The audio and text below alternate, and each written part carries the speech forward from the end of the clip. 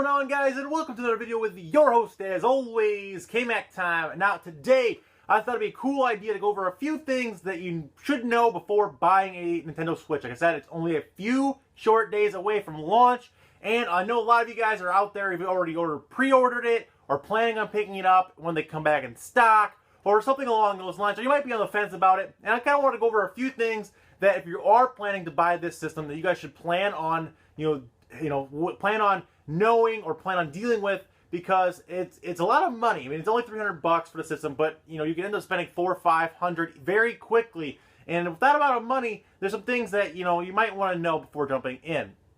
Now, we're going to start off with the very first thing, which is the biggest topic when it comes to any new system, especially Nintendo systems, and that is the lineup of games at launch. Now, this has been a huge topic of debate. Some people say, it's a decent lineup. Some say it's a lot better than the Wii U's lineup. And people say it's a bad lineup. There's not a whole lot of games. And I'm somewhere kind of in the middle on that. Like, yeah, we got Zelda, we got Bomberman, we got I Am Setsuna, and a couple of other games. But other than that, we don't really have that much to play. Yes, there are more coming. Yes, they are coming. They're only like a month or two away from getting Mario Kart 8 Deluxe. But again, you can play that on Wii U. Splatoon 2 is coming in the summer. I mean, I like Splatoon, but it's not a system seller to me personally. Plus, I can just play Splatoon 1 on Wii U already. The game that I'm most psyched for is Mario Odyssey, but we're not getting that until next Christmas season. So there's not a whole lot of reason to buy a day one launch other than playing Zelda. But again, you can play that on Wii U. So I don't know. The game lineup isn't bad. It's not awful. Things like 1-2 Switch. There's a Dance 2017's on it if you're into that. Personally, I'm not into those kind of games. No virtual console to start off with. That kind of sucks. So, I don't know. There's to me, there's only a few games like Bomberman and Zelda, obviously, and then a couple months from now we get Mario Kart 8. Is it going to be enough to tie you over? Maybe. For me, personally, probably not. I'll probably end up just playing my Switch. I already have one pre-ordered. I'm getting it on Friday. I'll probably end up just playing Zelda and then just kind of putting it on the shelf for a little bit until something else comes out. And that kind of sucks, but I don't know. It's worth it to me. I like Zelda that much, and I like Nintendo, so I'll try out new things. Another thing to look out for is the Subpar battery life on the tablet. Now, it's said to last anywhere between 3 to 4.5 hours after a full charge. So if you're playing Zelda on the tablet part, you should get at least 3 hours. You can stretch it out by turning the dimness down, turning the Wi-Fi off. I'm sure there's settings for battery saving settings, all that kind of stuff to extend it. But 3 hours, think about it, the 3 hours. It sounds like a lot. It really does. But when you're thinking about a road trip, when you're talking about taking this thing on a hike or taking it to an airport, 3 hours isn't a whole lot of time. Especially if you play it like you're playing it in the car on the way to the airport, you're playing it at the airport, and then you want to play it on the plane. 3 hours might not be enough. Yes, they have battery packs for it. They have car chargers. They have portable chargers. They have all those things. And that's great. That's also great. But I feel like 3 hours just isn't enough. Like my iPad lasts at least 12. And I know it's not doing the hardcore processing and gameplay and all that kind of stuff. I'm not comparing the two in any way. But I feel like 3 hours just isn't enough. They could have added more battery life there. Just my opinion on that. 3 hours isn't awful by any means, especially if you have, like I said, battery packs and chargers. Not awful, but I just feel like it could have been better. And if you're looking to play it more outside than inside, like I want to be, then that is something to take into consideration before buying it. Another thing to take into consideration is the price of accessories. Now, I'm talking Pro controllers. If you happen to buy more Joy-Cons, a little thing on the side of it, it's going to be very pricey. They're talking $70 for a Pro controller, which I think is insane. That is more than an Xbox One or PS4 controller, and it's basically the same thing. I don't know why it costs $15, $20 more than those controllers. That blows my mind. That's the controller I want to play. I don't want to play with Joy-Cons. I'm not a huge fan of the Wiimote and the gimmicky kind of things. They're cool, whatever. They seem really small. I have really incredibly big hands, and I feel like it's going to be like this big, and I don't know. I'll have to wait and see until I actually try it, but I have a suspicion that I will end up playing most of my games with a Pro controller, as like I did on my Wii U and my Wii, because I wasn't a big fan of the Wiimotes. I don't know, it wasn't for me. But, $70 for that is a lot of money. That's, if you buy 3 Pro controllers, that's pretty much almost as much as it costs to buy the entire system itself. And if you, God forbid, that you lose or break one of the Joy-Cons, the things that come on the side of it, they're called Joy-Cons apparently, you can buy one for $50, or you can buy a set of 2 for like $95 or something like that. Again, if you want more of those to share with your friends, or you want different colored ones, or you break one, lose one, whatever, it's going to cost an arm and a leg to replace those things. And wow, I don't know. That's a lot of money for a controller for me personally to be spending. But I bought a Pro controller because I know I'm not going to like the Joy-Cons. I know it's got the HD rumble. You can feel how many marbles are in the cup. I don't give a shit. I want to play my games with the controller. Give me an Xbox controller that works on the Nintendo, and that'd be great. But pretty much what a Pro controller is and has been. But, you know, that's something to take into consideration as well. Now, another thing is you may want to hold off. If you're hype about the system like I am, I know I've been down talking. It may sound like I'm not hype on the system. I'm hype. I am excited. I'm very excited to see where the system goes, what the Nintendo can do with it. The third-party support seems great. I'm excited. Like I said, I've pre-ordered this. It's on its way. It'll be here Friday, and I'm going to be playing it like crazy all weekend. But with that said, you may want to hold off. If you're not hardcore, or even if you are hardcore, like I said, there's a lack of quality titles at the beginning right now. Basically just to play Zelda for me. Like, that's the only reason I'm buying it. And I could play it on my Wii U, but whatever.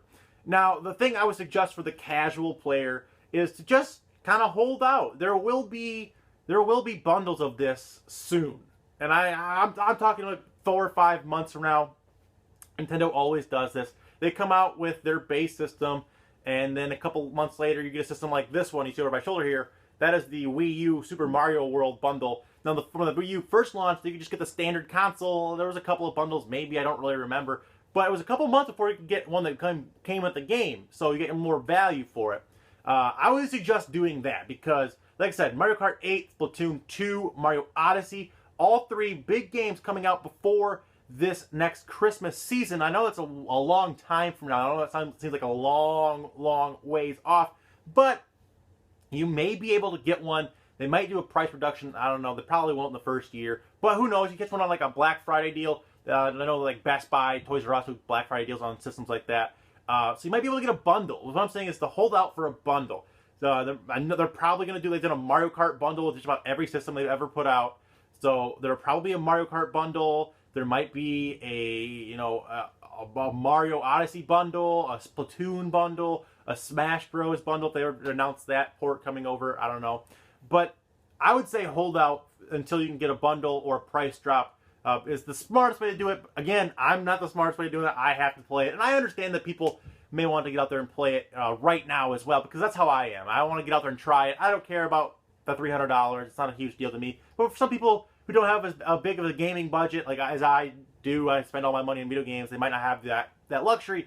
It might be smarter for you to hold off until Christmas season, where you can get one with a bundle with a couple of games, or maybe bundle with a controller, and save yourself some money. Because I'm going to have to buy all of the bundle. I'm going to buy the system and each game individually, and that kind of sucks. And the last thing I wanted to talk about is something that not a whole lot of people might know about the system. They might just be too flabbergasted with the stuff to know that the console only comes with 32 gigabytes of memory. Now, you may be thinking, well, the Wii U, like that model right there, only had 32 gigabytes. Yeah, they made bigger ones, or you could add SD cards or whatever. But it wasn't a big deal in the Wii U. Why is it a big deal now? Well, because now they're moving towards more downloadable games. Like I mentioned the game I Am Setsuna earlier, which is going to be a downloadable only at launch, I believe. There's not a physical copy yet. There is a physical copy in Japan, and it's region free, so you can import it, but that's a lot of trouble to go through for a game you can just download. But the game, I think it's something like almost 30 gigs or something like that. I've heard. I don't know actual numbers on that. Don't quote me on that. But I've heard that this game is massive compared to others, and if it does come out to be even like 15 to 20 gigs, that's still half your memory on one game. And that's one game. Like if you wanted to buy that, and you want to buy the Zelda DLC, you might be out of space on your original system. Like that's it. That's all you get. 32 gigs. Like that is not a lot of memory, especially when you have to put downloadable content onto it. Like that's just not a lot. Like the base models for the Xbox One and the PS4s come with 500 gigs. 500, not 32, 500. And I go through that like crazy. Like my PS4 hard drive is completely full. Like I have to delete games, put a new one on it. I bought a 2 terabyte hard drive for my Xbox One S, an external one, just so I could play more games because that 500 gigs was full. And that happened like that in less than a year.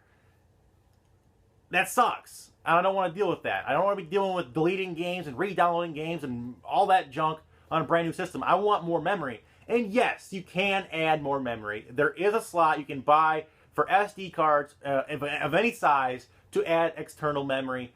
But I shouldn't have to do that. I shouldn't have to add a terabyte terabyte SD card if they even have those. God knows it'd probably be $60, $70, $100 for something that size.